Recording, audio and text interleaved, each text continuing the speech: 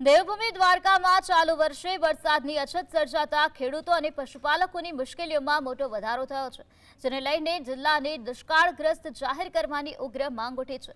વરસાદના અભાવે ખેતીની સાથે સાથે પશુઓ માટે ઘાસચારો અને પાણીની ગંભીર સમસ્યા ઊભી થવાની ભીતિ સેવાઈ છે।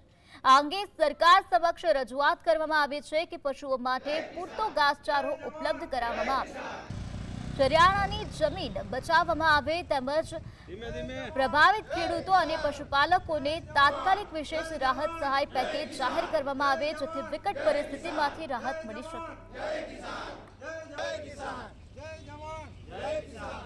દેવભૂમિ દ્વારકા જિલ્લામાં ચાલુ વર્ષે વરસાદ નહિવત પ્રમાણમાં છે, ત્યારે ખેડૂતો અને પશુપાલકોની સ્થિતિ છે તે કફોડી બની છે।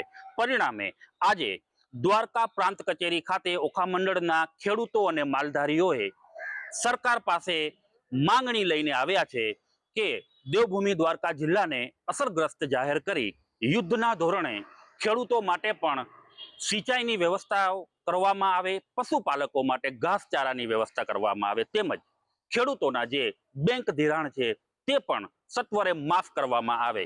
વિવિધ માંગણીઓ લઈ અને ખેડૂતો અને માલધારીઓ જ્યારે પ્રાંત કચેરી ખાતે પહોંચ્યા છે, ત્યારે જોવું એ રહ્યું કે સંવેદનશીલ સરકાર ખેડૂતો અને માલધારીઓનું કેટલું અને ક્યારે સાંભળે છે।